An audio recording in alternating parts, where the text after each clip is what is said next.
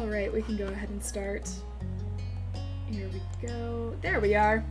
Howdy do everyone, my name is Angie and thank you for joining me today. Just making sure my mic is on and everything and I'm not embarrassing myself like I've done a couple of times. Can't wait to see how much Cove has grown and if his bones are still brittle as ever. Well, I think we got the more studious Cove, so it's a possibility. Alright, so like always, tell me if the sound is off or anything for you guys. I will try to adjust as we go. But I don't have much to say. I have to admit, I'm a little bit under the weather today. Not doing very Genki, so, you know, I'm a little off, but I'm still fine as far as you can tell. That's good. But I'm still good enough to do this today, and man, I do like playing this. This game is very charming, and it's fun to play, and I can read. I decided I can read. I think Mondays are just going to be the designated visual novel day. I really like visual novels. I have a huge stockpile of them, so might as well just, like, go for it, right? Aw, sick Angie. Yep, sick Angie. It's unfortunate, but it happens every now and then. Alright, so why don't we just get started today? I don't have many announcements, so might as well just go in. Okay, so that's right, we only did the prologue. I'm just remembering that. Alright, so I guess our first one is Hang. Let's get into it. You grabbed the large beach towel from off your bed and stuffed it into a bag. You had already packed your water bottle for your upcoming beach hangout session. The stars had aligned, and somehow everyone was free today. Miranda had set things up with several bubbly phone calls between you, Cove, and Terry to find a time to hit the beach. You were too weak to do any more of the episodes. That's true. My voice gets tired after around, like, 2 hours? I really push it when I do 3. Which one is Terry? She's the new girl. So, she's the, she was introduced in the Step 3 prologue. You were hoping that this would be a fun time together. Cove sat at your windowsill and kicked one of his legs into the air idly. He already had his swimsuit on, and his towel was bundled under his arm in a misshapen ball. I forgot we chose the pink bathing suit for Cove. It's so stupidly cute. I love it. He'd shown up earlier that morning with a surprising amount of enthusiasm. He was chatting as you caught up to his preparation. Okay, what did I use? What voice did I use for Cove? Was it just my regular Cove voice? Can I do voices today? That's the question. Alright. But seriously, I couldn't find my swimsuit this morning. I looked everywhere. It had disappeared. I had no idea what I was going to do. Okay, the answer was I can semi. I don't remember her at all, but, well, that happens. We'll see her in a bit. She's pretty reoccurring, in the adult section.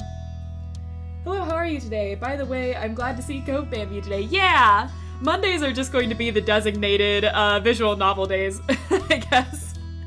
And I'm doing well. I'm a little under the weather, so some of my, voice might not come through today.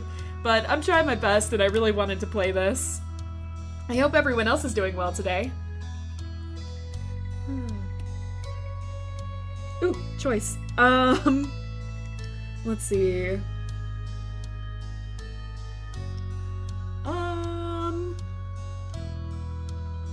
Let's see, what happened to all your other swimsuits? I know that's not your only one. Cove looked away and shrugged. I might have some laundry to do. Anyways, I don't know why it was in the bathroom when I never put it in there. He gave a small smile and readjusted the towel in his arms. You now could see that it had been folded at some point, but then rolled up and carried without much care. I'm doing fine, woke up with from a nap to make sure I was here. Aw, I'm glad that you wanted to make sure you were here. That means a lot. Sorry to wake you from your nap, though. I'm so glad. But I'm just glad I found it. it would have been crappy to lose my favorite trunks. It was nice to see Cove so happy and comfortable in what he was wearing. You walked over to your dresser and mused about how you had picked out your own swimsuit. Your height had complicated shopping a little. Not all suits were made to properly fit people like you. And then for the shape of your body... I have curves. I hope I don't sound weird because of the fact I call Cove Bambi because he reminds me of a Disney character. No, you don't sound weird at all. I think it's cute. And...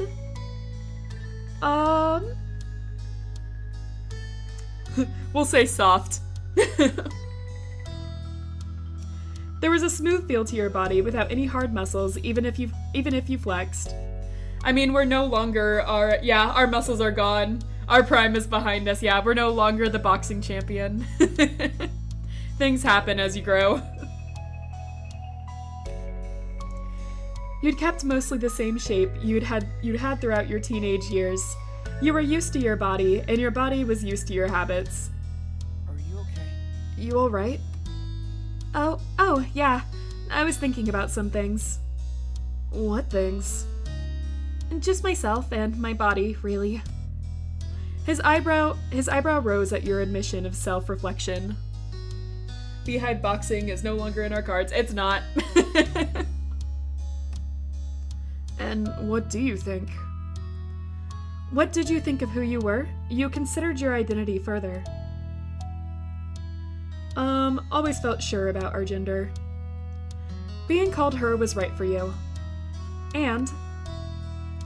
gonna move right along past this.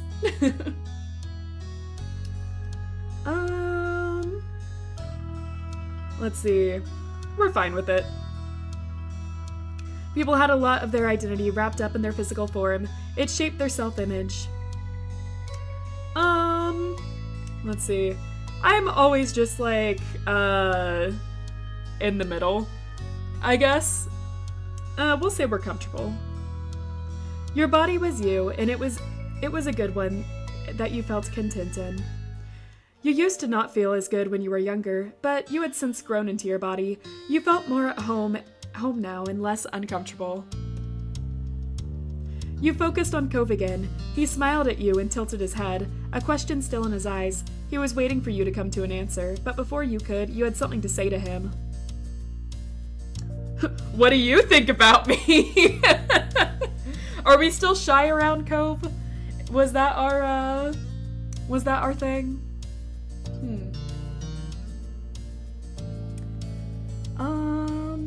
I guess we can still be shy around Cove. We're just not shy around anyone else, I think was the, overall consensus. So, you like the way I look, right? You looked at Cove expectantly. Cove smirked a little, his eyes taking you in easily. Fishing for compliments, Rain? You look great. Everyone knows that, including you, by the way. Unless that's changed.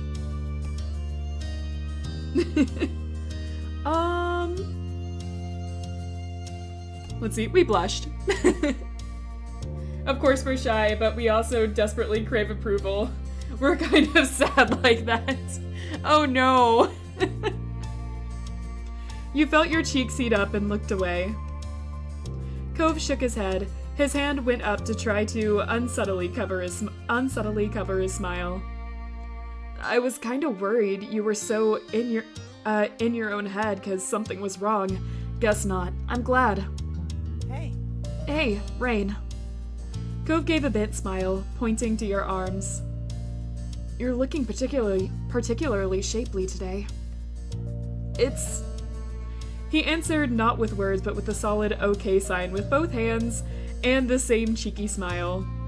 Cove suddenly flushed when he realized how boldly he complimented you. He stood by it, even if he was a little red. Aw.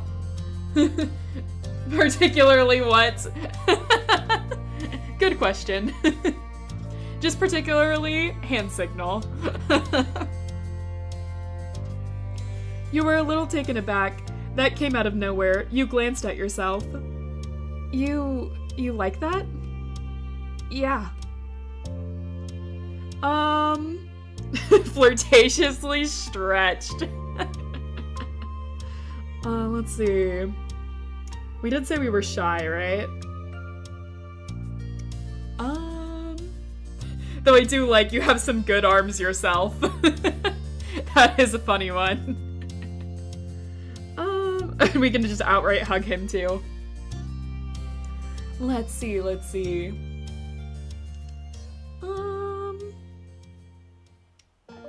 We'll just like awkwardly do that. You have some good arms too. Cove ducked his head and started to rub his left arm. It seemed he was much more prepared to rain praise on you than to receive it himself. He barely could respond. Thanks, you too. Oh, I already said that. Thanks. He's so awkward, it's so cute. Finally, you felt that was enough of the topic for one day. You went back to your original goal before you got sidetracked. You needed to pick what you wanted to wear to the beach. Let's see. Usually when I'm at the beach, I usually wear, hold on. He very much does not have good arms. If we compliment, then the attention might cause them to snap. Oh no! Alright, I usually wear a bikini to the beach, but then I, like, cover it. So, like, let's see. I guess I'll do the two-piece bikini.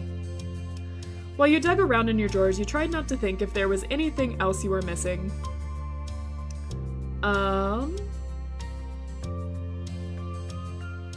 Let's see. Grabbed a full swimsuit cover-up. That is something that I did. Or shirt over it. Speedo! Hey, Space. Glad you could join us. Alright, one sec. Ah, crap. I was trying not to cough. Sorry, everyone. Alright. Probably the full cover-up, or shirt. I'll go with the shirt. With that taken care of, you held your outfit together and looked to Cove. He was tapping his toes on the side of the wall as he waited. You vaguely wondered if he thought that was a comfortable place to sit. You hoped so, given how long he'd perched on it. Regardless, it was time for him to go. You weren't going to put on your beachwear with him just chilling there. Gonna be pretty distracted, so please be sure to bully Cove in my absence. Sure thing! Work hard! I need to change.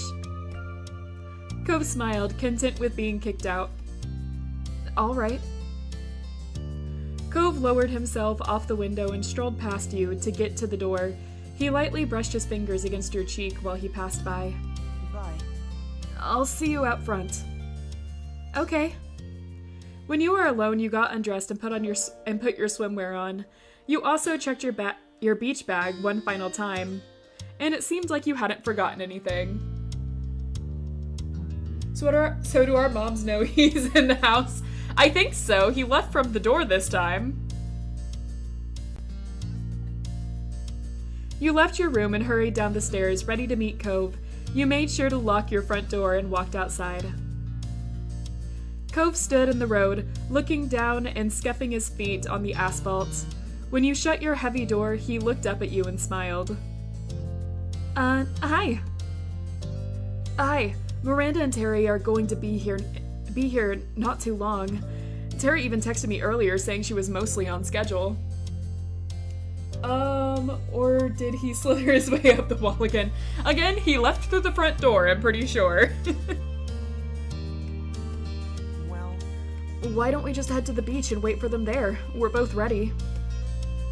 That sounded like a good idea to you. You said as much, and Cove shot off a quick text telling the two of them where you'd be. Cove gave you a thumbs up after the message sent.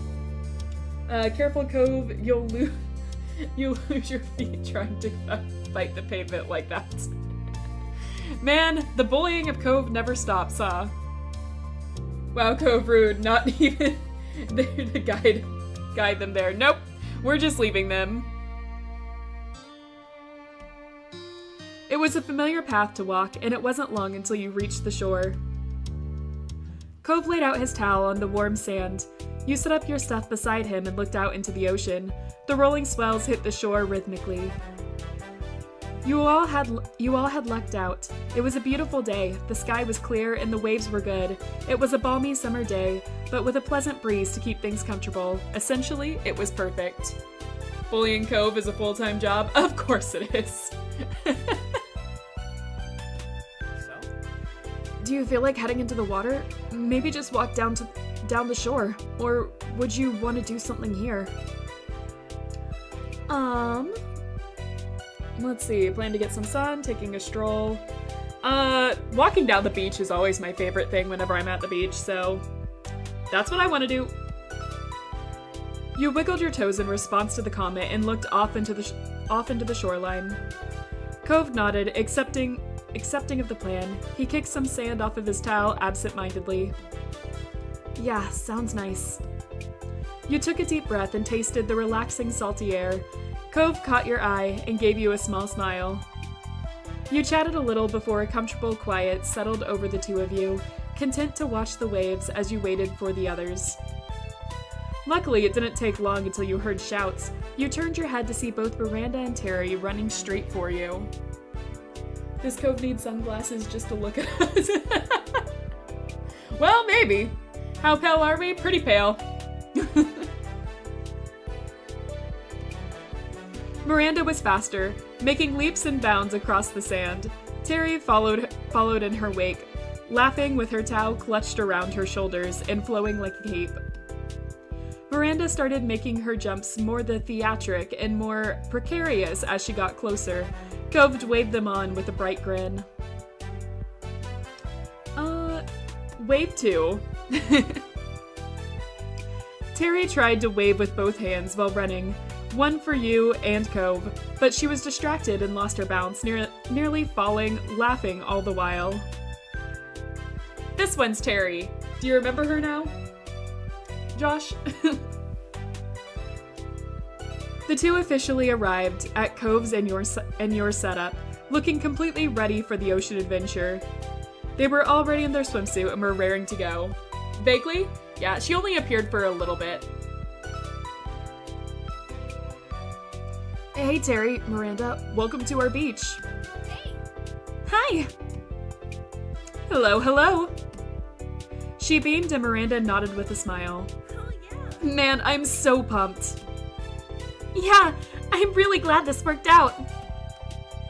What have you guys been up to over here in your town? Cove? Rain? Have we missed anything? Cove blinked and then shrugged when nothing he wanted to mention came to mind.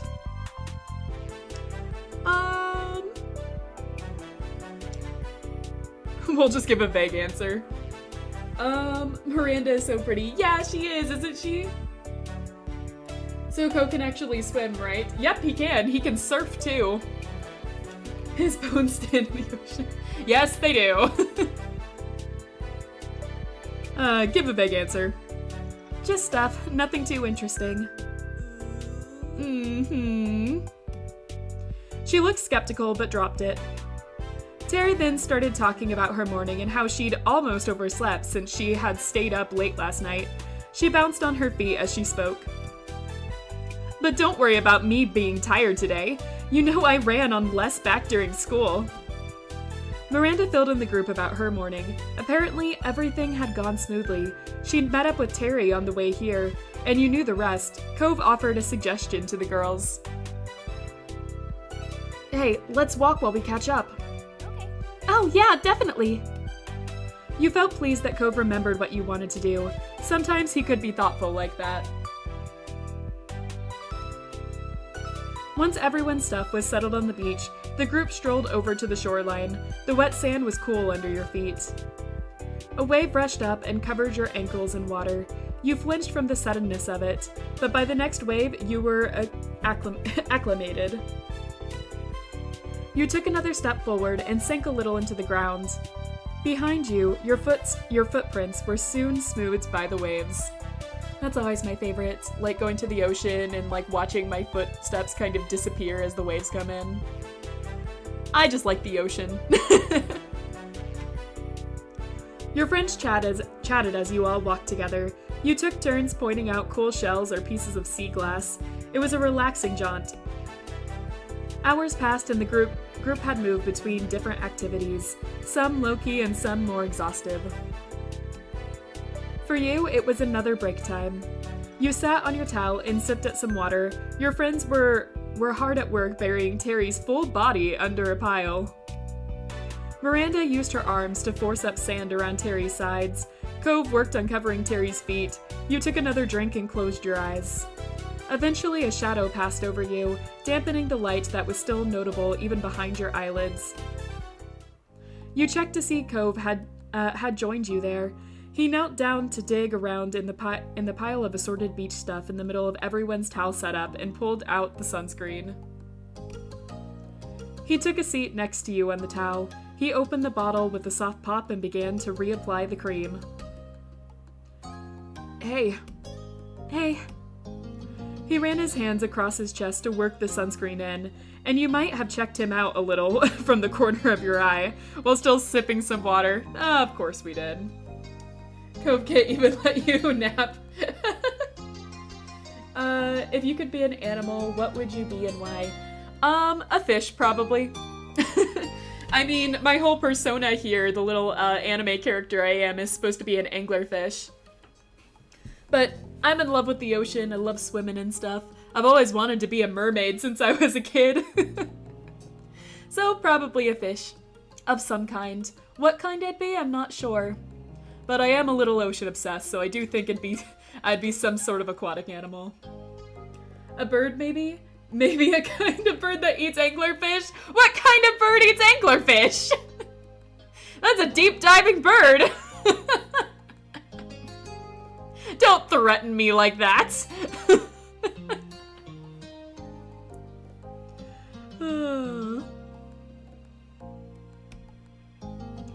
But then he sighed again, this time in an exaggeratedly disappointed way. You wondered if he was going to sigh again, even more dramatically if you didn't say anything.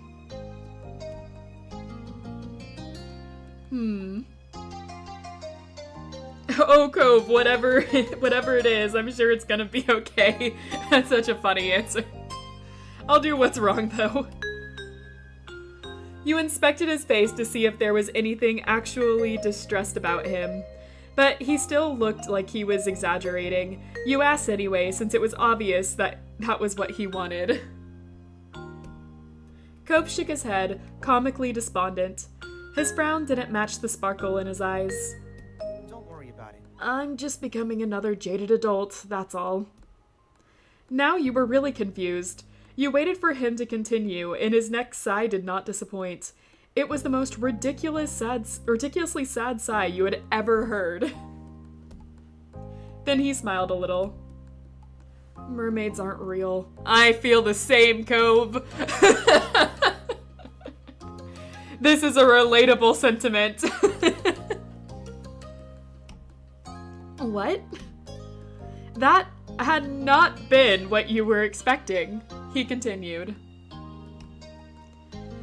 You know how much I liked mermaids as a kid? Well, merfolk as a whole. I really hoped that they were out there.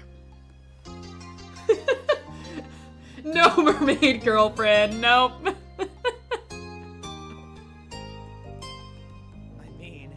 I mean, the ocean's a big place, right? They could be somewhere. But the older I got, the more I had to accept it. They were just a fairy tale. He jerked his head over to the waterline and the rolling waves. They crashed against the shore and then drew back. And this is a perfect beach for them. It's pretty and vast and never too crowded. If merfolk did exist, we definitely would have met one by now. Or at least we would have heard of someone else seeing one. But nothing. So if mermaids were real, would he find a way to make his foot fetish work with them? Probably. I mean, if there's a will, there's a way.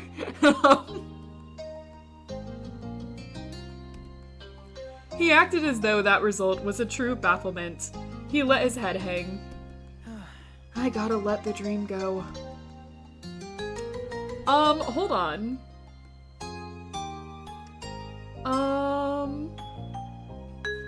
That's hardly proof. Yeah, come on. Come on, Cove. Mermaids could be real. They could still exist. As you said, the ocean is a big place. Cove chuckled a little to himself, eyes tilted off into the sea, his face still low. Maybe it's for the best. Let's say a merperson did happen to wash up on shore one day. He looked at you with Fox's doleful expression. I could have lost my best friend to their magical underwater world. Oh, Cove. You would have. Just keep the denial going strong. We can still return to beehive boxing one day. Oh yeah, I totally go live under the sea with Merfolk. Cove smirked triumphantly. I knew it, but I can't blame you. If a beautiful, kind merperson falls for somebody, I'm pretty positive that the sensible response isn't to turn around and say, no thanks, I'm going to stay on land with a normal guy. Oh, Cove.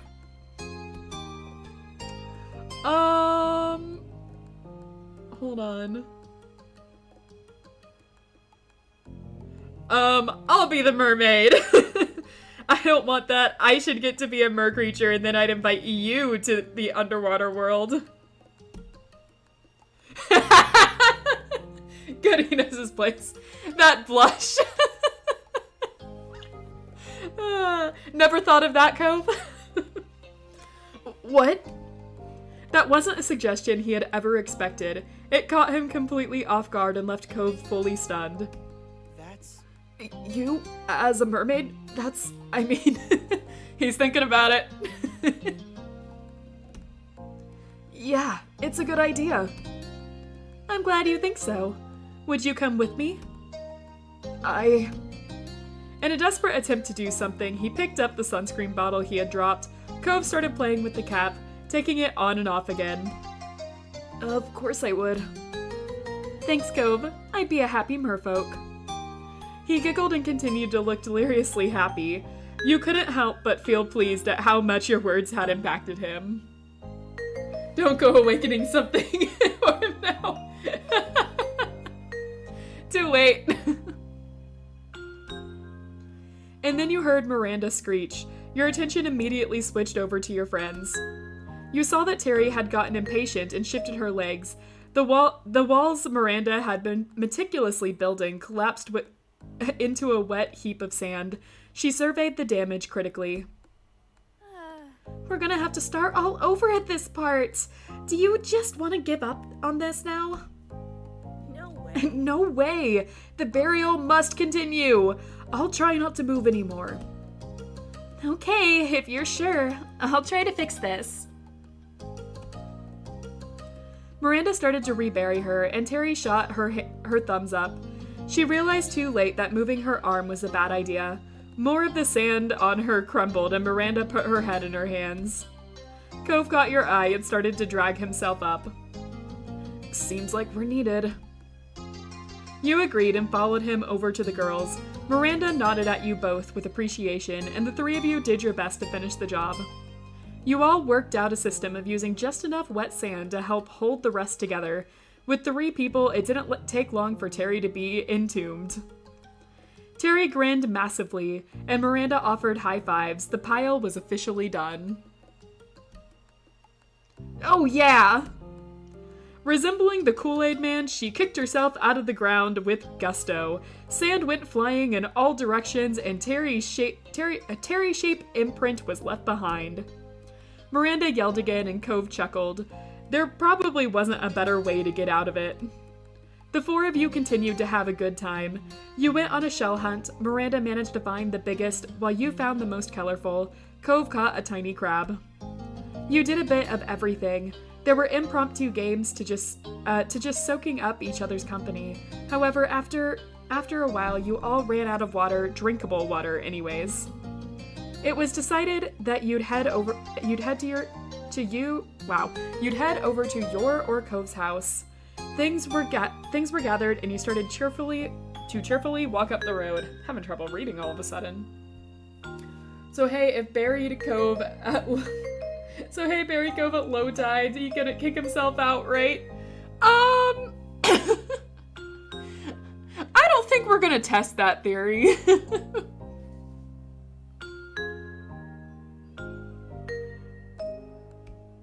Huh, I think my doorbell just rang. One second.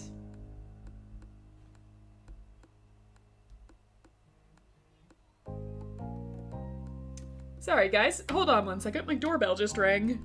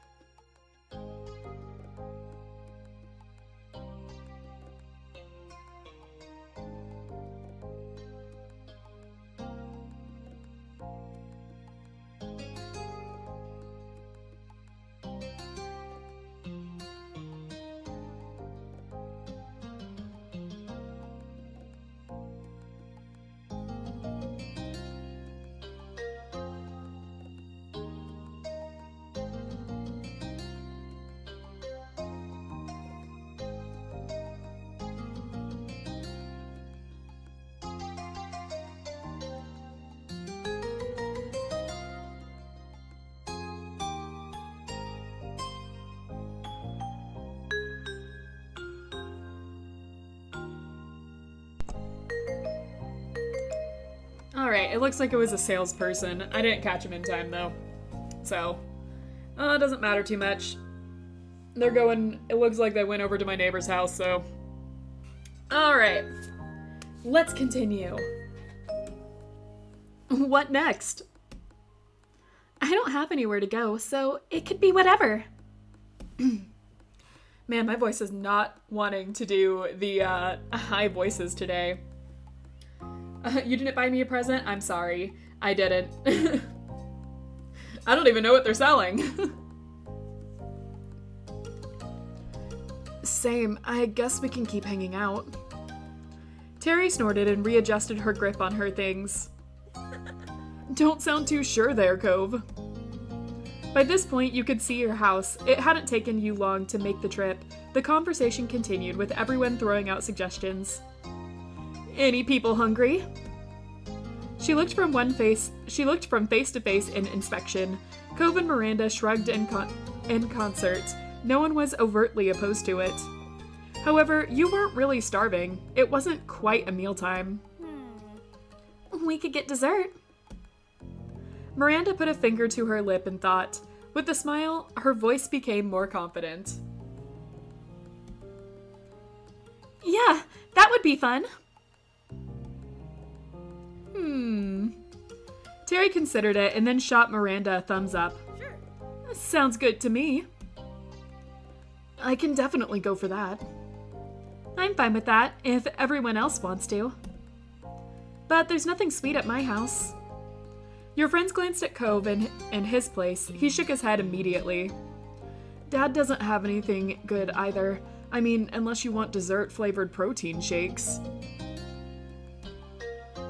Ew, no! She cut in and held her hands up as if trying to ward off something evil. Cove smirked. Not bad. It's not that bad. Yeah, protein shakes aren't that bad. Nope.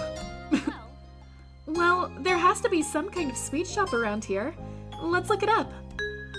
Terry nodded and started to dig around in her bag. I like the way you think.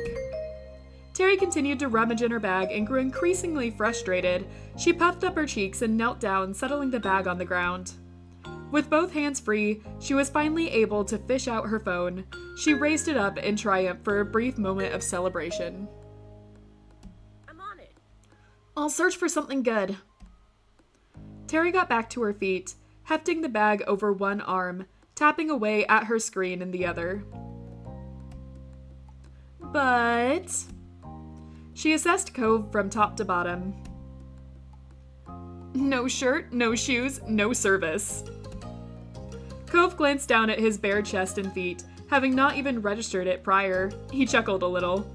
I do the same thing whenever I'm on the beach. But honestly, most places, when you live by the ocean, or, if you're by the ocean, are fine if you walk in your swimsuit. Though if they're going into town, that might be a little bit of a problem. I'll grab something. Cove moved over to his house. You looked towards yours. Yeah, we'll go ahead and change so we're not just in our bikini and a cover shirt. You felt like you'd be more comfortable in something more streetwear than beachwear. You inclined your head over to the side. I'm gonna change too. Sure. Go for it. We'll wait. Miranda nodded with a smile. You ran into your house. No one was home, so you just rushed to your room and dropped off your beach stuff on your bed. Yeah, we'll just throw something over. You didn't want to take too long, so you just put a couple of things over top. You brushed off a bit of sand and thought you looked presentable. With that, you sped back outside. Cove was already there and gathered around Terry's phone with the girls.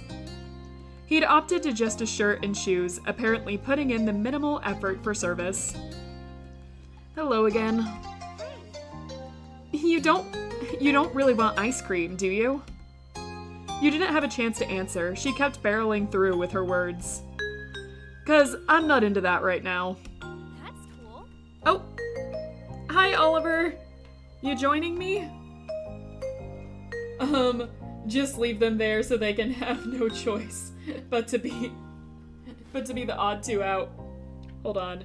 I'm gonna take a picture right now.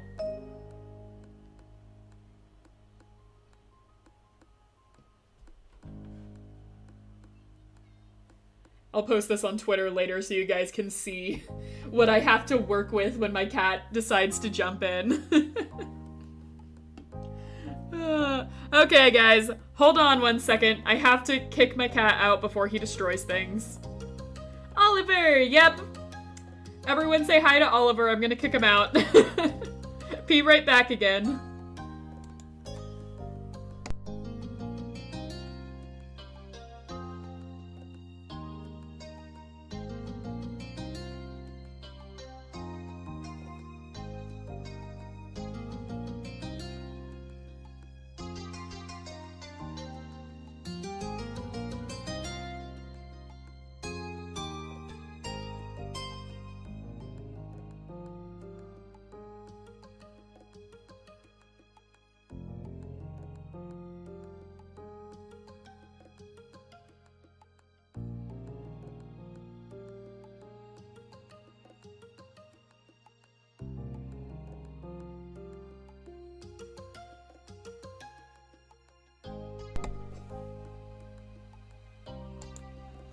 Okay. Back again. Alright, Oliver's doing fine. He just wants attention. I'll give him plenty once the stream is over. Alright. Don't mind her. You look nice, by the way. Terry scrolled further and then made an interested exclamation. Oh, what about this place? They sell crepes. That's something you don't see every day. Look how fancy they are. Ooh, crepes. I love crepes. He wants to love you and your wires. Yeah, he does. Oliver just like comes in, jumps up on all of my computer wires, and then he'll lay down on top of them, and I have to like carefully try to get him out so he doesn't pull anything. He's a cute kitty though. She shoved her phone into your face. It seemed like a cute shop. It didn't show any pictures of the actual building, but the food seemed good. It was one of those places that put a lot of effort into presentation, with branded wrapping for the crepes and well-applied toppings. Huh. Weird, I've never heard of it. I haven't either. Mysterious, but crepes are so good. She nodded her approval as Terry admired more of the photos. I'd go. It's not too far, but we could drive. Terry cheered at the success of a plan made, and you all walked around to Cove's car. He had to run inside once more to grab his keys. Right, wash me in the dirt of his car, yes! Bite her phone, show her mirrors. What? You noticed a thin coat of sand and dust on Cove's car. It had probably been a while since he'd washed it. With a smirk, you carefully wrote "wash me" with your finger. Very nifty. Good work. I wonder if he's even gonna notice. The car beeped and unlocked. Cove ran up to you with his car keys in hand. His hair slipped into his face, and then he brushed it back. Shotgun! She clambered into the passenger seat without hesitation. You didn't argue and climbed into the back with Miranda. Terry activated the directions on her phone map and acted as their navigator, directing Cove to the crepes. The GPS tried to get Cove to turn into a non-existent road once, and wanted him to do a U-turn instead of just using a left turn, but with Terry looking at the actual path, it went smooth enough. You were led to a small stall in a parking lot, rather than a full building. That explained why there hadn't been pictures of the creperies interior, and why it was new to you despite living in the town your entire life. It was a completely new structure that popped up recently. This is one of those creepy shops that will disappear the next day. Oh yeah, I have a lot of shops like those in my area where they're like, almost like pop-up shops, where it's like, oh, this place might be good, and then like they're just gone without any reason the next day. There was a window you could walk up to, and one for cars to drive up to. Cove parked with a laugh. Come on. I don't think I needed to put a shirt on for this, but I still want to try it. Let's go. What? Do you not trust us to eat in your car? She gestured to the drive-thru option. Cove shook his head with a snort. I trust some people here, maybe, but wouldn't it be more fun to actually check it out? Everyone acknowledged his point and piled out. Terry tried to tease Cove a little, but Miranda started talking about the last time she had crepes. Apparently, she'd been a dessert explosion topped with multiple sauces, powdered sugar, and what Miranda was pretty sure had to be cake icing. That's sweet. So great. Literally, it was so good, but I regretted it so much. I couldn't finish it, and I really tried. You can do it this time, Randy. There were some laughs. When you got up to the menu, you realized that there were more than just crepes. There were definitely crepes, mini crepes. However, the stall also had a lot of different drinks as well. Teas, smoothies, milkshakes. Woo! Jackpot! She grinned and held out her fist for a fist bump. Miranda high-fived it. The two stared at the awkward, vaguely turkey-shaped hand configuration that had made them slowly put their hands down. Cove's mouth twitched into a smile. You stepped up to order first. You glanced back at the menu. Ordered crepe and a drink, of course. Hello, I'd like to get a crepe and a drink, please. There was a woman who looked a little older than you, taking all the orders. She smiled back at you, ready to hear the specifics of your purchase. For the crepe itself, you wanted... Ooh. Strawberry. Ooh. Oh, man. I don't mean to keep stopping stream, guys, but I'm getting a call from someone really important. I will be right back.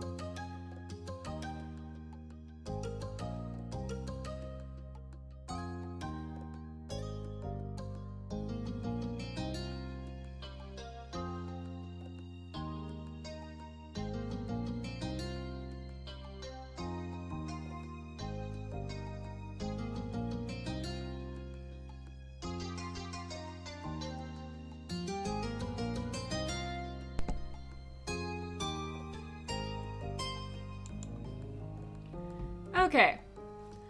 Sorry about that. My phone started ringing again. I'm ignoring it for now. Yeah, sorry about that. I'm doing some jobs for a few people, and I needed to take that. All right. So, where were we? For the fillings and toppings we picked, so we got strawberry. Ooh, what do you guys want? Did you tell them hi for me? They didn't answer when I called back. So, sorry. I told them that I was in the middle of something though, and that I'd call them back later. So, what are we adding? We got strawberry base. Is it weird to put more strawberries in a strawberry base? Chocolate syrup, yeah, definitely. Strawberries. Condensed milk. All very good options. I want to say powdered sugar is good. And whipped cream. I love whipped cream and crepes. Chocolate chips and mixed berries. Sounds good. All right. Yeah, that sounds good. I like that. All right. After you picked the size, you were asked what you wanted to drink. You ordered. Ooh, milk tea. Coffee is usually my go-to, but like, oh, you weren't done. You gotta like put it in right away. Uh-oh. That person is calling me back, like 3 times over. So actually it might be really important. All right. I'm gonna pause again. Sorry guys, didn't mean to do this today.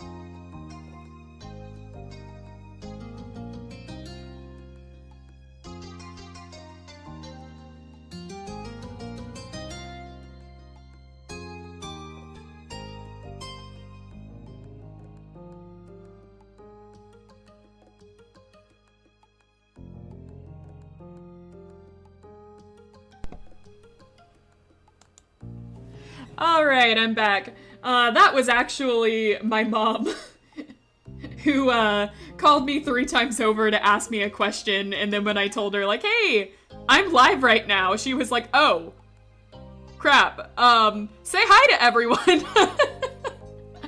So, yep, Angie's mom made a special appearance. She says hi.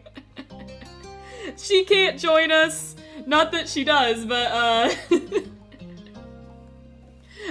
yes, I told her. I'm sure she misses you too, Space. But yeah, she said hi. I'm her favorite. Oh.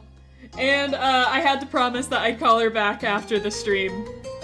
But yeah, she was just asking a question. It wasn't anything, like, crucial. She was just like, so, have you had dinner and everything? I'm like, Mom, I'm in the middle of a stream.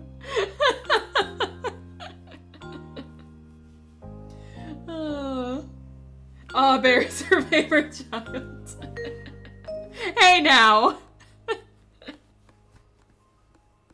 Oh man. Alright, let's get back on to having our drink order. You could also add a mix of toppings into your drink. Ooh. So, we got milk tea. So, chocolate syrup is good. Some condensed milk. I don't really like boba pearls, admittedly. Can't believe you don't know your mother's number by heart. My mom's phone number? I don't know it by heart. I don't know anyone's phone number by heart. Chocolate syrup. Whipped cream, caramel syrup, boba pearls. Everything? I don't really like boba pearls, though, so I'm going to vote against the boba pearls. But everything else I'm fine with.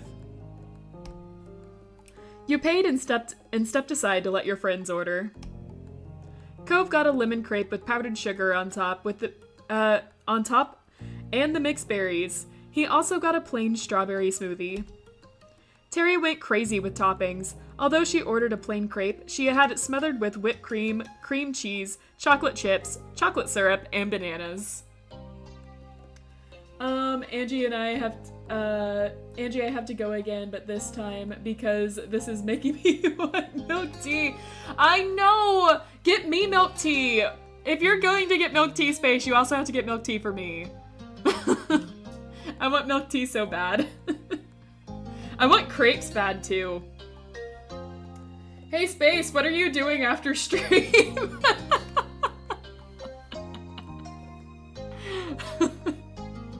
Can you get me milk tea too? Yeah, get everyone milk tea, Space. Oh. Miranda opted for a frap with caramel syrup and condensed milk. The 4 of you stood off to the side as you waited for your treats. I heard what you ordered, Rain. Glad I'm not the only one to go for a drink and a crepe. I couldn't pick just one, and why not? Exactly. It's gonna be good. Wow. Your drink sounded good. I thought about copying you. Barkeep around for the house. Exactly. She looked at you with a curious look in her eye. Why'd you pick all that? I really like stuff like that. It's normal for me. It is. Cool. Rain, man, your crepe is gonna rock. High five for topping appreciation. She held her hand out expectantly. Fist bumped her palm. We'll give her a high five. You hit her hand with a satisfying smack. Order for Rain? Oh, I've got to get that. You grabbed your order. The others didn't take much time after that. With the goods collected, everyone admired their treats. Terry dug into hers, and Miranda gave hers a tentative sip. Terry nodded acceptingly, and with her mouth completely full, Miranda tilted the frap over to her with a grin. Terry sipped it and clearly loved it. She raised her crepe over to Miranda. You could tell that there was an intent to make it look nice, but with all the assorted toppings on, only so much could be done. Miranda took a huge bite with gusto and sighed happily. Terry seemed satisfied and took another slurp of Miranda's drink. They had both only gotten one thing, probably because they knew they'd end up sharing. Cove went over to you, and there was definite interest in his eyes at your order. Well, I just want to say you can try mine. It's pretty good and summery. Yeah. Let's see. You tasted his and shared yours. Yep, that's what I want to do. We gotta keep up the tradition and not think about how our eating habits is. Why I had to quit beehive boxing. No! He handed you his crepe first, and you tore off a piece and put it in your mouth. It was tart from the lemon, but the syrupy berry mix brought in the sweetness. The bounce between the thin, almost spongy crepe and the juicy toppings made for a unique set of textures. You passed him yours, and he tilted his smoothie over. You took a sip, and had to suck up a large strawberry chunk before the actual smoothie came up to the straw. It was mostly smooth, with the delightful tiny crystals of ice and the occasional bit of fresh strawberry. It matched well with the crepe, with even more berryness. Cove enjoyed his sampling too. He had a giant smile on his face and looked almost disappointed when you swapped back your treats. With that, Cove started to eat his treats in earnest. You saw him take a huge gulp of his smoothie, and then without swallowing, he added a bite of his lemon crepe. His habit of mixing foods together wasn't anything new. He hummed in satisfaction, so you guessed he must have liked the combined flavor. Cove? Terry tore off a piece of her crepe and held it out to Cove. So? Care to make a trade? Sure. Instead of continuing to loiter in the parking lot, the four of you started to walk down the sidewalk. There was a lot of sharing going on, with crepe bits and toppings being passed around. You wouldn't have been surprised if Terry ended up drinking more frap than Miranda did. You kept going the way, eating, drinking, and chatting. You hadn't realized just how far the group had wandered until you ended up at the now leaving sign. Apparently, you were about to just walk right out of the middle of nowhere. Terry took her mouth off of Miranda's straw and stopped sipping the frap. Impossible! Preposterous! How are we already at the end? I always forget how tiny the town really is. Cove chuckled a little and swallowed a chunk of Terry's crepe. I guess. It kind of is, huh? It didn't feel that small when we were growing up.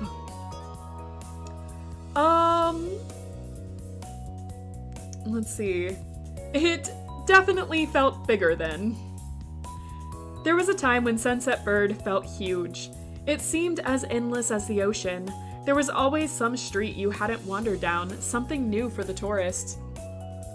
Hey Cove, remember when you were so traumatized by your family breaking up that you tried to run away from home and only made it here? Yep. And we went with him.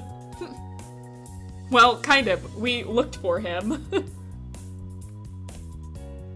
But now you had realized it was just a pond in this big, big world.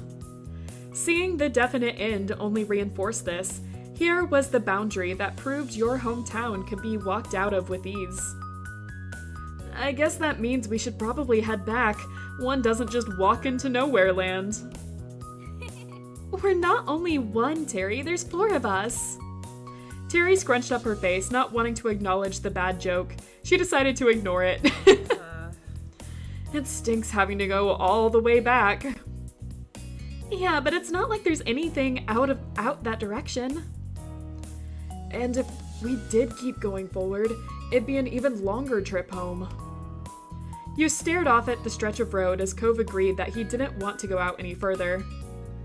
Can we take a break here first before we turn around? We've been walking for a while, and someone finished my drink.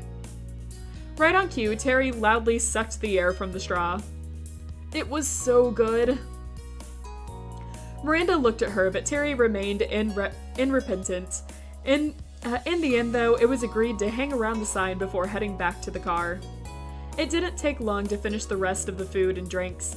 Everyone gathered up the trash and stuffed it into the bags and pockets for now. The group relaxed on the grass, keeping count of all the cars that drove past. It was not a high number. 14.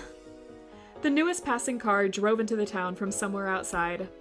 But as the vehicle came by, it slowed down, and you watched as it ultimately rolled to a complete stop. The black car parked right by the now leaving sign. Everyone exchanged a baffled look. Oh, hey, Beals, how you doing? I just looked over at the chat. Oh. Let's see. Anyways, just came here to wish you good luck with the lives. Thank you! Yeah, it's been a little bit, hasn't it? Oh, Twinkle, hey, I haven't seen you in a while either. Wow, everyone is pouring in.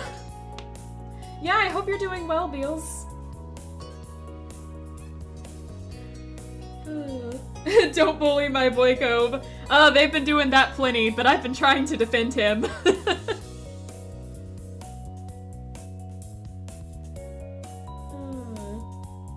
Looking over to see. Daily reminder that he will get better soon. He's always getting better.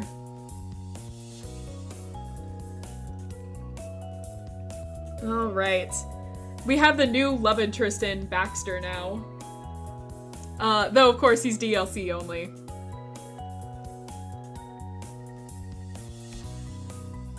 But then the tinted window rolled down and the driver peered out. As soon as you saw his hair, you recognized him. No one else you knew presented themselves so distinctively. Hey Cove, do you feel better? How do you feel about us leaving the country for 4 years of college? Oh, right, we did that, didn't we? We decided to go abroad.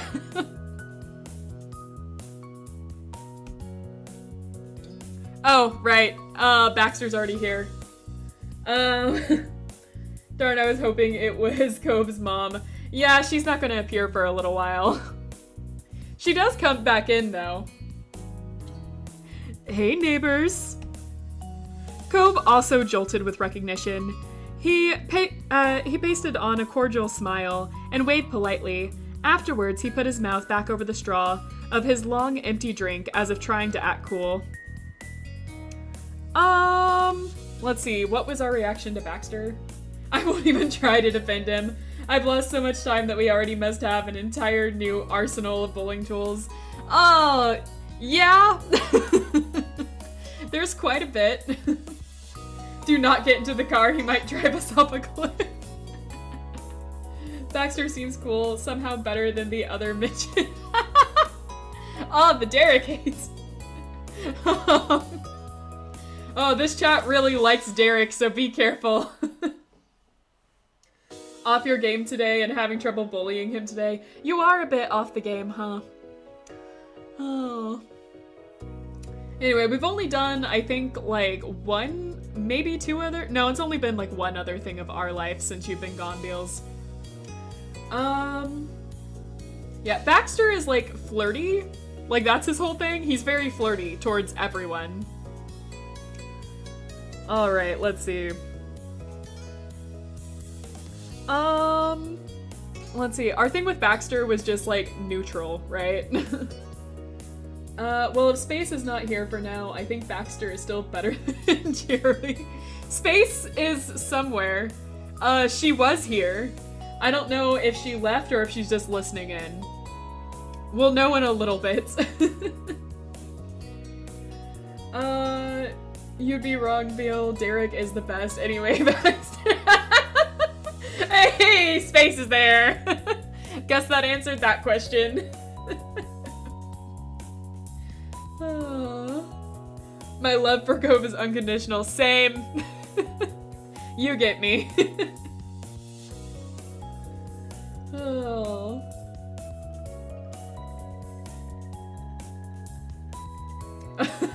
You just came here to insult Cove and Baxter and then leave, huh, Space? Alright, let's just wonder what he's doing here. It was pretty random to just so happen to come across someone like Baxter. He seemed to be driving into town as well, so you wondered what his day had looked like. He looked sharp and sophisticated, like he'd just done something professional. Well, if it was now professional to look a little goth, that is. And you thought about the odd picture this made. A fancy black car pulled over to talk to a group of teens, mostly still in beachwear.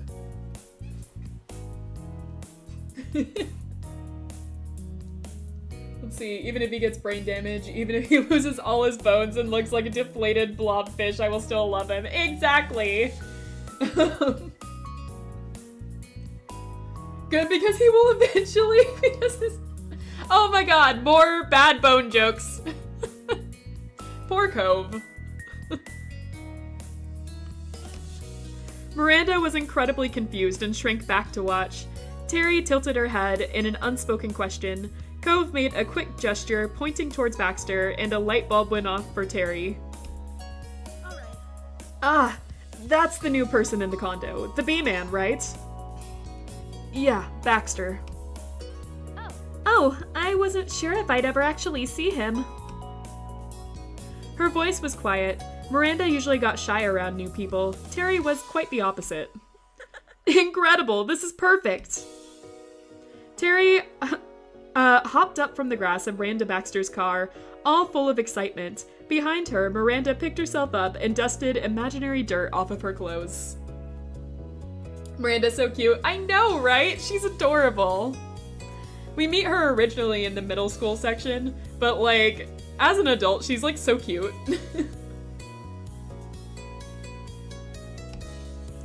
She sent a searching look to you and Cove, to which Cove shrugged.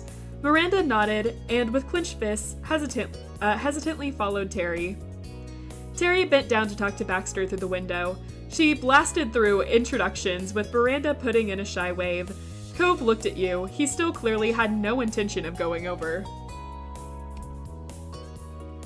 We'll stay with Cove.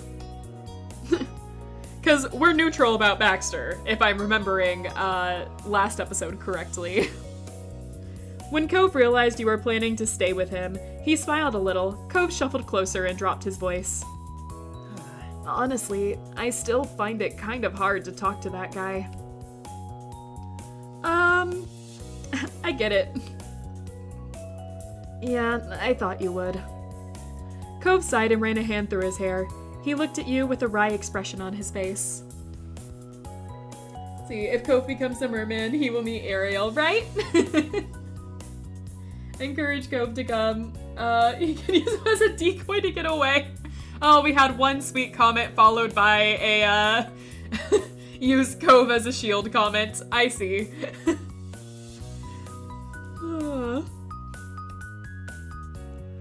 I'm glad you do, because I don't think I could explain it if you asked me to.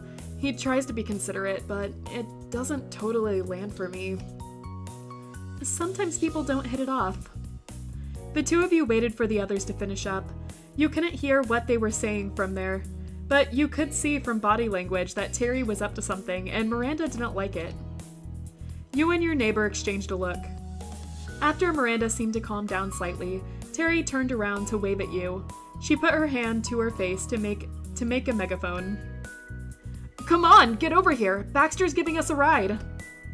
Cove's mouth popped open in surprise, then his lips curled together in clear displeasure. Two of my favorite games updated while I am still in the hospital away from a console. Oh no! Well, I guess you can play them now. I think the sea hates Cove. But Cove loves the sea. All right. I should have known. She's always pulling something. He took a slow breath and then shrugged. God, dude. I hate talking shit, but Cove, holy shit. God, do you know how bad Baxter is that I have to agree with Cove?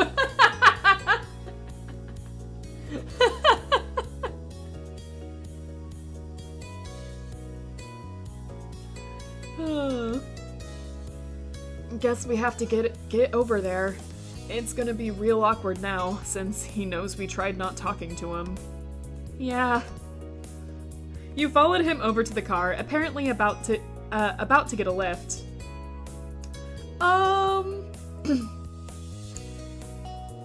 Let's see.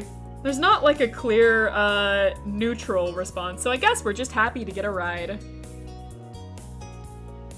Let me guess, your favorite Disney princess is Ariel and your favorite Disney movie is The Little Mermaid. You are correct on all fronts. I spent quite some time in the hospital already, ever since, birth. Oh, I'm sorry to hear that.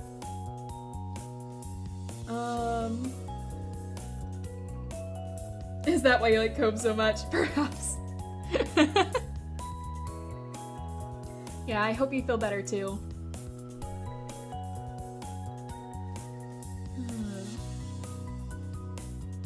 Let's see, where are we? Did I read this already? Oh, right. Regardless of anything else, you didn't have to walk back. That's what counted, and you were grateful to Terry for arranging it. You're already feeling better? I'm glad. Never had any bone problems. I'm glad about that too.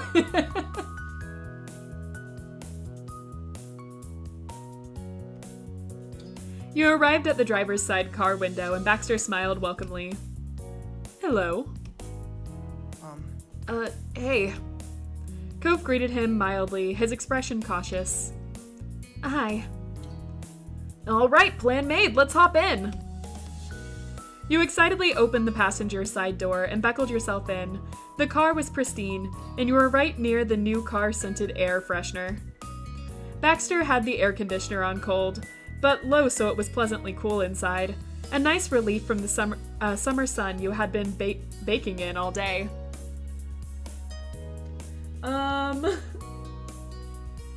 Yeah, Under the Sea. I love Cove so much because he is so pretty. Yeah! Call for backseat so we don't have to be in front with him.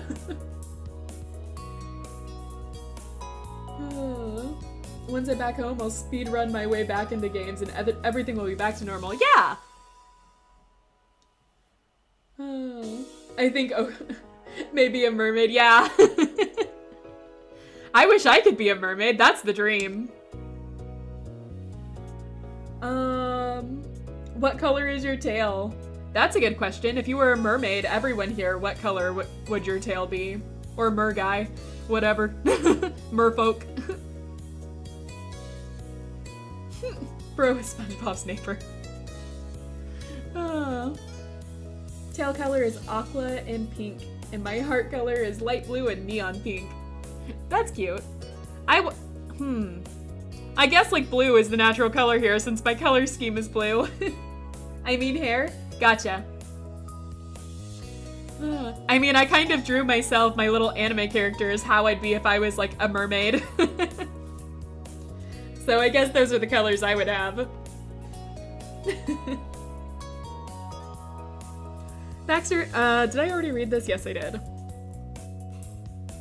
Your friends clambered on and back. It definitely seemed like the slightest bit squished back there. Does that sound alright? Welcome back to my vehicle. I hope everyone is comfortable, and if someone could point me in the right direction, we can be on our way. Terry went back to navigator mode and outlined their journey. It was basically a straight line with one turn at the end of a parking lot. Yeah, hair makes more sense. But for a brief moment, I loved peering into a world where our hearts are aglow with their own personal colors. Yeah, I was thinking that for a moment. Just like, that's interesting. Like, imagine like mermaids, but like their bodies are like semi-see-through in a way. Like, not the full thing, but just like parts. Or they have a weird pattern that makes it look like a heart pattern. Could be cool too. Fish are fascinating. Anyways. Avoid any route you take by cliffs. Other facts, my mermaid tail style is the same as the Ariel tail of the live action movie. They did a pretty good job with like the mermaid tails in the live action. They were pretty. have you ever seen like the professional mermaids? The people that like actually dress up as mermaids in like the tanks and stuff? I've always thought that would be so cool.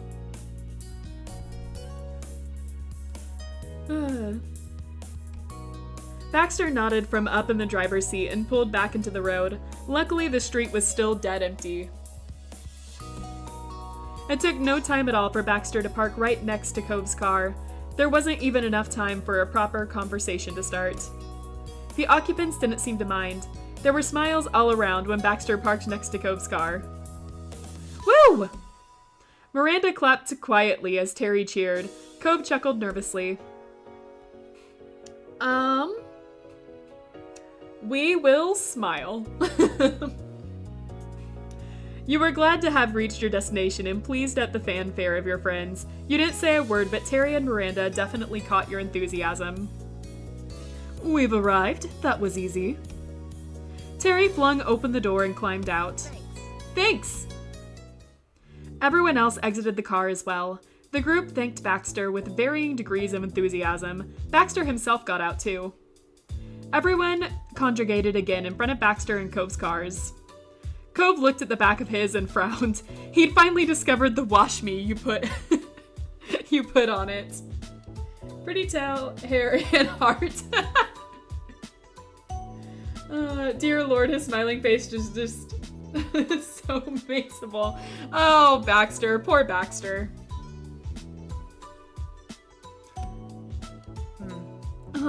I wonder who did that. You snickered along with Miranda, who realized you'd been caught. It's a mystery. Right.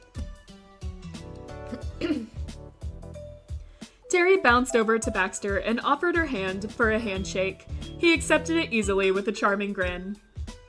You're a pal. You're too kind. It was no trouble whatsoever. I'll be keeping this car all this summer. If it suits you, you're welcome to take my number and give me a ring whenever you're in need of another ride. And that goes for everyone here. Cove doesn't even have the strength of character to keep his own car clean. Nope, and he has me to constantly ride on it. I have a car. Just the flat, like, nope, don't need it. Terry burst into laughter and Miranda fidgeted. She did not know what to do with that. Baxter really went fast, didn't he? He noticed her discomfort and smiled with a soft tilt of his head. I'd be happy to help again, but that's the only reason I offered. If you don't need it, you can pass on it. We can just ask for his number. Just like, hey, can I have it? Like, Cove is just right there.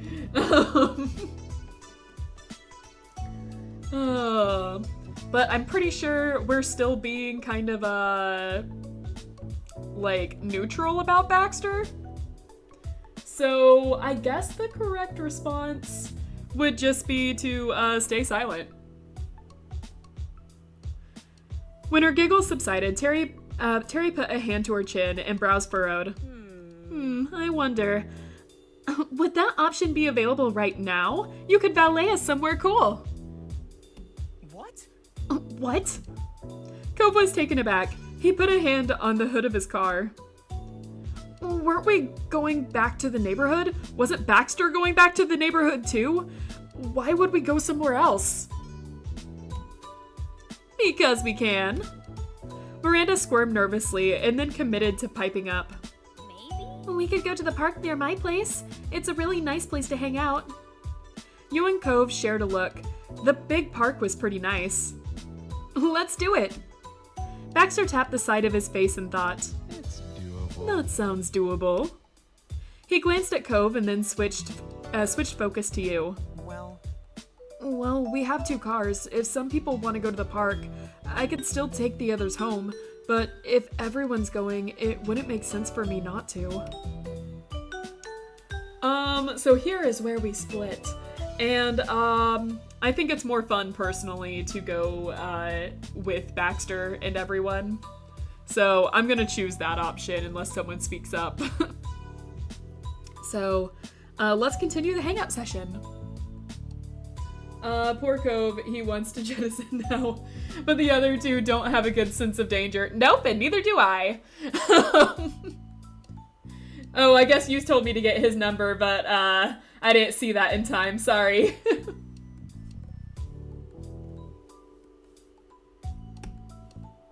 You weren't ready to tag out yet. You came to a decision and turned to Cove. Let's go to the park. All right, park time it is. He smiled a little. Terry cheered and Miranda nodded happily. You felt like you made a good decision. Yeah. To the car! Again! You raised an eyebrow and looked from Cove's car to Baxter's car. Which one? Cove sighed and ran a hand through his hair. He tapped on his car's hood nervously. I guess. We can go in Baxter's, I guess. It'll be less of a pain than bringing both. We're all going to the same place. Are you okay with that, Baxter? Certainly. I meant what I said.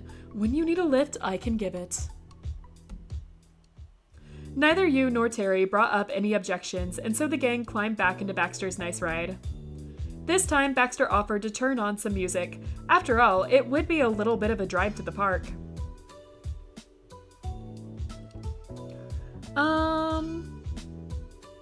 Yeah, play what you normally do, I guess. We just, won't care. Yeah, I'd like to see what kind of stuff a guy like you is into. I hope the playlist lives up to your expectations. He plugged his phone into the car with an aux cord and turned on some alternative music. With the music taken care of, Baxter put the car in drive and pulled out of the parking lot. The lot was practically empty, but you noticed that he was careful anyways. During the trip, it changed to hard rock, punk, and even screamo. Oh no, I like Baxter's playlist. Despite his personal demeanor, he didn't seem to like upbeat tracks. It took a while to arrive. By the time you got there, the sky was golden with the orange streaks of sunset. Baxter must not have a lot going on this summer. For a second, I expected heavy metal from him. Oh, I was right. Yep, you were right. Everyone got out of the car and started to stroll along one of the paths. You walked by the basketball court and some picnic tables, taking in the sights. Miranda seemed amazingly content. The location helped her relax in the company. She led the way, sometimes stopping here and there to point something out. Baxter turned to her and nodded along. Not bad. I've never been here, but I definitely see the appeal. Baxter, I hope you're ready for my Twisted Tunes. The Twisted Tunes. Radioactive by Imagine Dragons. Can you imagine? Man, this is Randy's stomping grounds. She's been coming here forever. Seriously, Miranda, have you ever had a birthday party that wasn't here? You've missed out, Baxter, because every year she had a blowout party at the park. Imagine balloons everywhere. Miranda looked down, suddenly shy again with the attention on her. She let out an awkward laugh. Yep, every year. Actually, my birthday is when I first started to really get to know Cove and Rain. She smiled and then pointed to a wide, flat spot on the grass. Remember the bounce house? I remember. He chuckled and you could practically see those old memories on his face. It was a party for the ages. You were great. Yeah, I punched some kid at that party. Oh. I miss parties like that. Everyone's too cool for bounce houses. Yeah. Hey, Miranda, you brought a bounce house again, right? Right? Bring the bounce house. Bring it back. The group followed Miranda along to one of the picnic tables. She took a seat and Terry slid in beside her. You spent the evening chatting amongst each other. Everyone got to know Baxter a little better, although you could tell Cove and him still hadn't fully clicked. At one point, Miranda found an abandoned soccer ball and started tossing it around. To me! Miranda threw the ball to her. Terry caught it with a smile. Think fast! She chucked it at Baxter, who had enough time to squeak. It bounced off his chest and he stared at it dazed. Oh, that's my reaction usually. Jeremy was such a polite young man, truly a highlight of the party. Ah, yes, the kid I punched. Right, the delight young man. And back, welcome back. We're reminiscing about punching Jeremy in the face.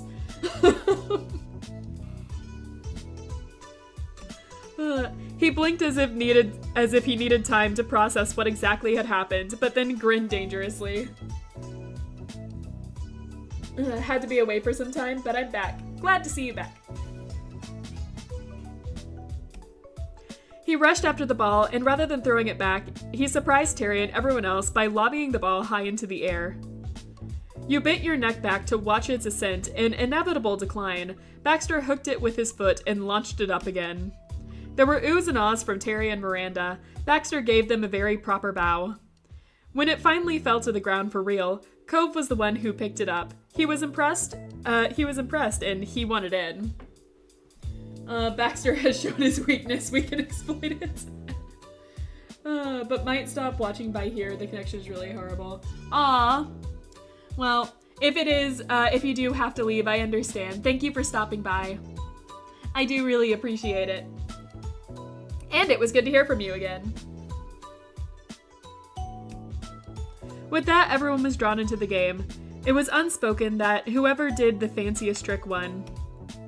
Most of the gang was particularly practiced with throwing a ball, so not many of the tricks were actually good.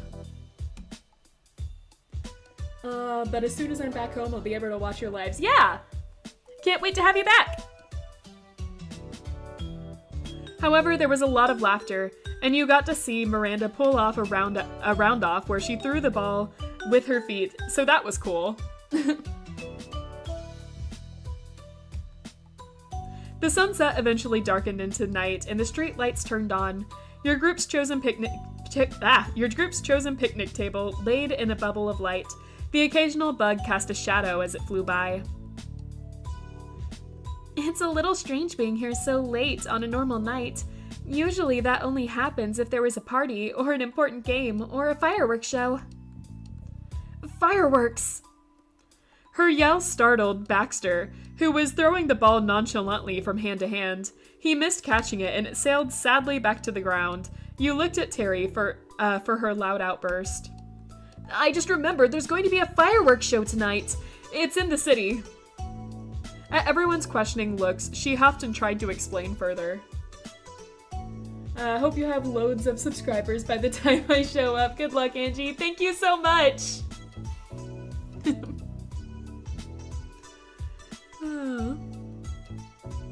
It's some celebration for the opening of everything. I don't remember what. I don't think we could get into the actual event anyways. Oh yeah.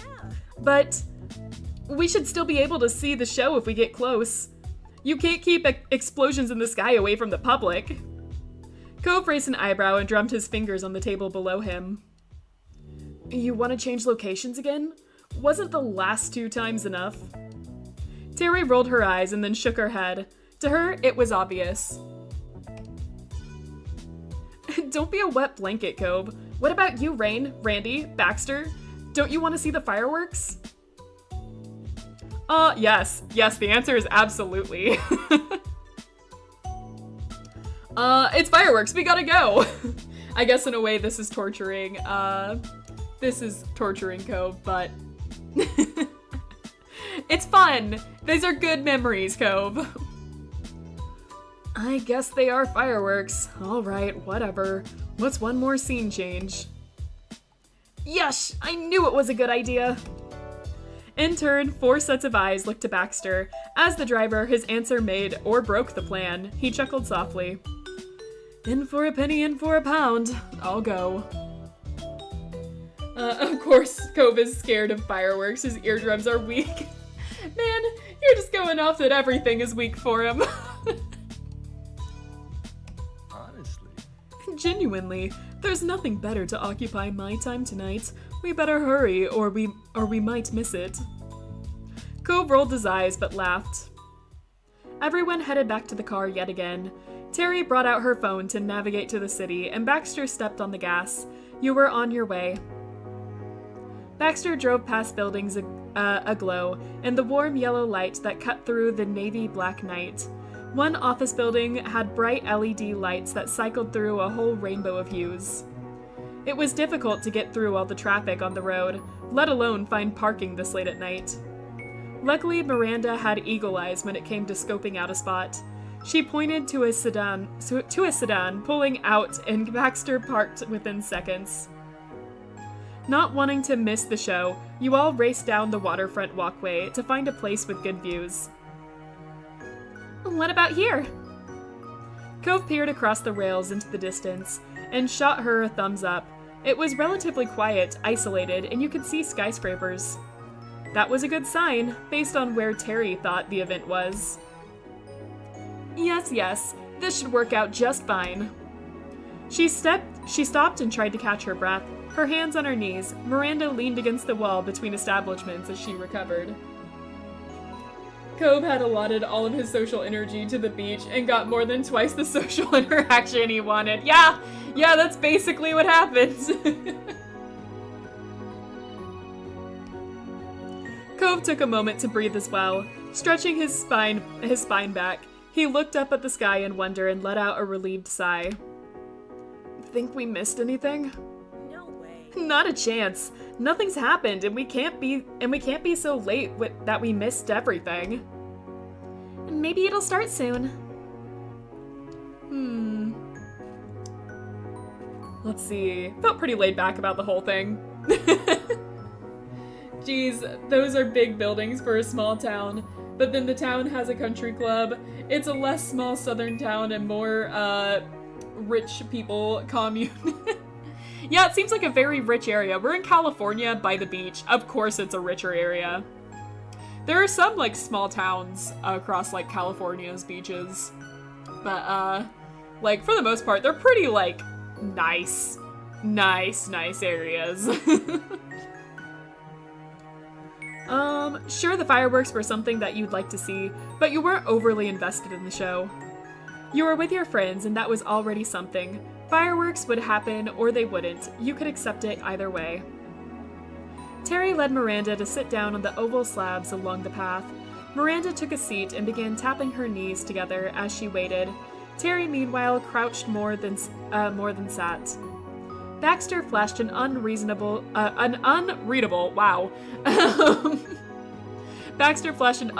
smile at Cove and you, and then took a spot next to the girls. Cove seemed surprised and looked over his shoulder to watch him begin to chat with Terry. I guess he's trying not to upset us.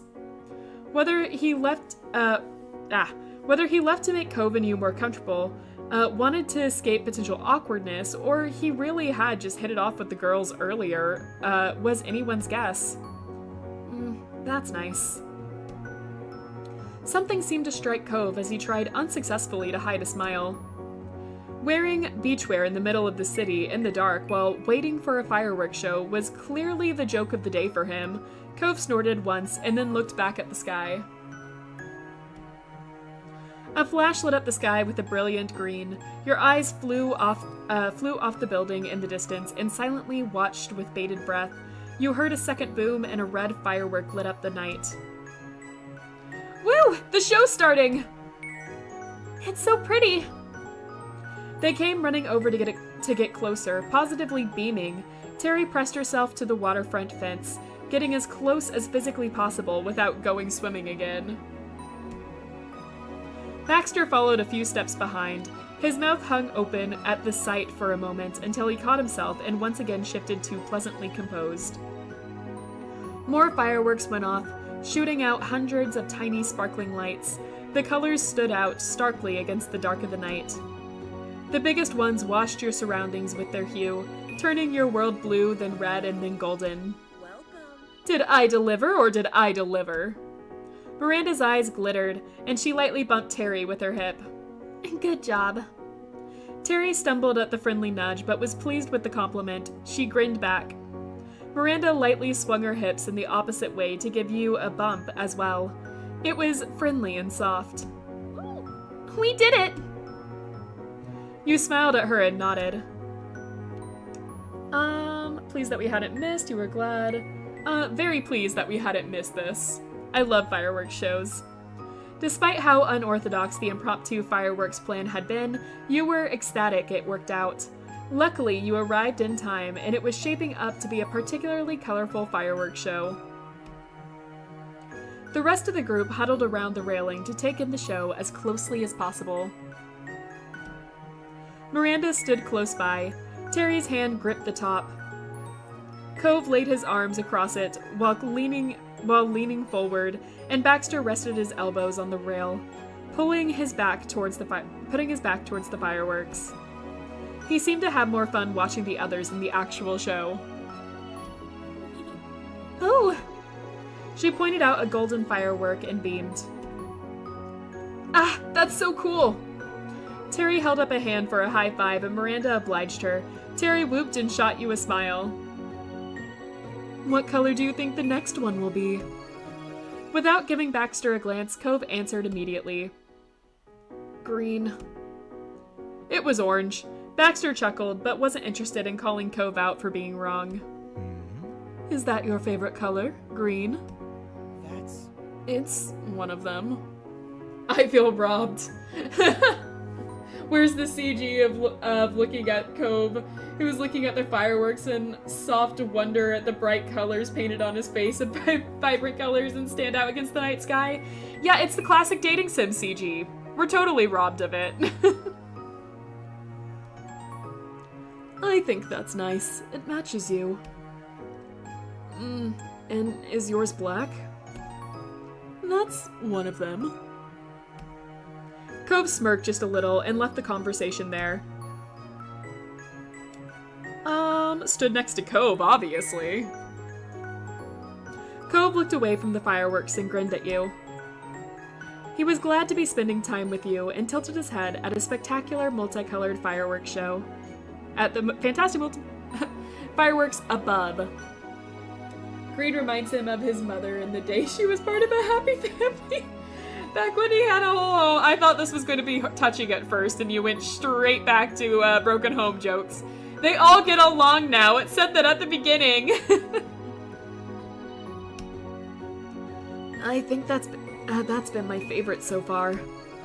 He shot you another look and nodded, wanting you to move up closer. In front of him, you could see the night's light reflected on the water. Rest our arm on his shoulder. That's cute. Or lean up against him. Both of these are really cute, actually. I think I'm gonna go with leaning up against him. That's cute. You rested against his side and let yourself relax. He felt solid and sturdy beside you. It was comfortable. You took a moment to watch him, and the fireworks reflected in his eyes. Cove grinned like a kid.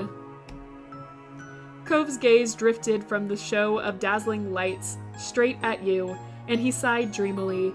You didn't know when you'd last seen him so blissful. Maybe if Cove was a better son, hey now, he'd have a whole family and wouldn't get these jokes. Hey now.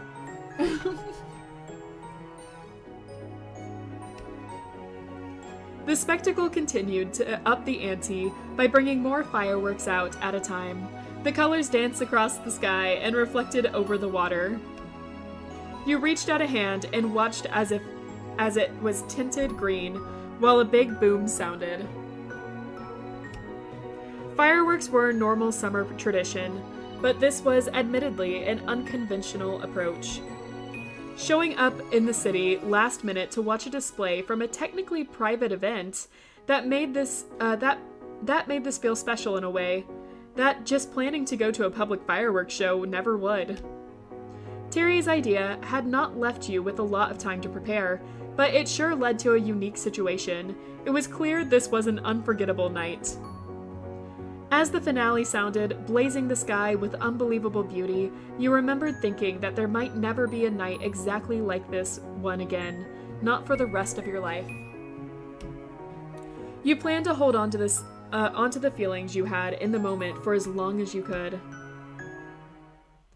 And that ends our first chapter with this.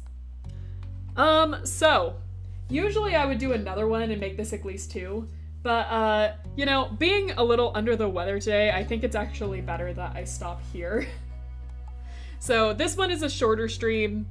Sorry about that. I do plan, from now on, the first episode took a while, man. Yeah, it did. As, the adult chapters will take a lot longer to get through. There's a lot more information that runs through them. It's like, you know, the child chapters, step 1, didn't take very long. And then, like, I was able to do, like, 5 at once. And then we got to teenage years, step 2, and I was only doing about 3 to 4 at once, and even that was, like, taking a while. And now it's really gonna be 1 to 2. These take like a really long time for step 3, but this is our last like main story.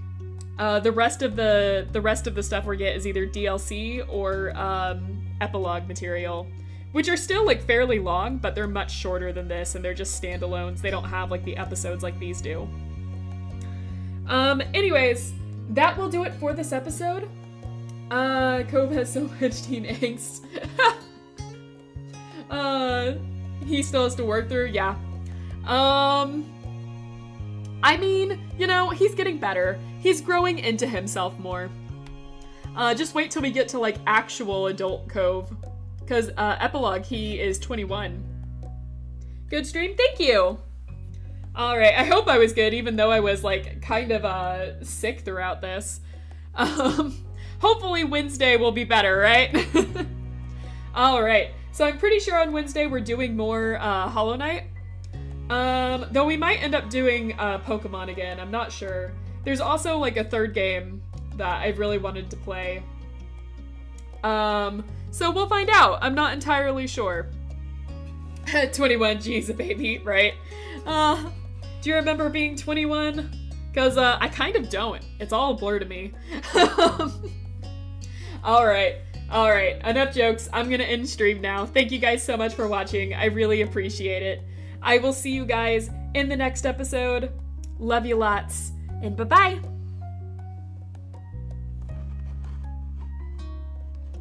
Can't get my mouse, sorry. Bye-bye!